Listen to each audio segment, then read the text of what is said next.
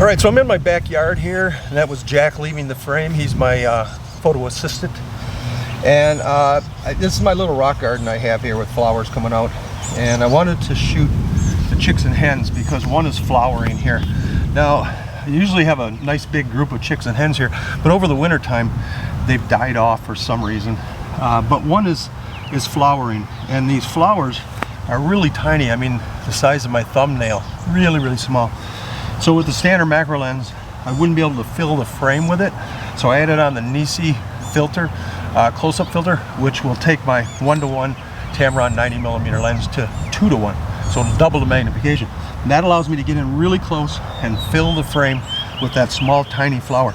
Now I've got the rail on here, the NiSi rail, and I started out where I was a little bit closer, and I found out I was too close, couldn't get the focus. It was in the minimum focusing distance inside. So I was able to back it up, crank it back, and get my framing the way I wanted it, and get into that area where I can get focus. Now, one problem with shooting at 2:1 magnification is, of course, we lose a lot of depth of field. And this flower has a lot of depth from the very front to the down inside.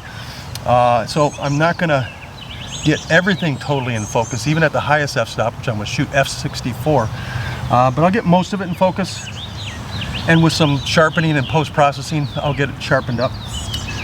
Now, a lot of photographers, when they get into higher magnification, would go into focus stacking, where they're going to shoot multiple shots throughout this image and focus at different focus points to get more depth of field.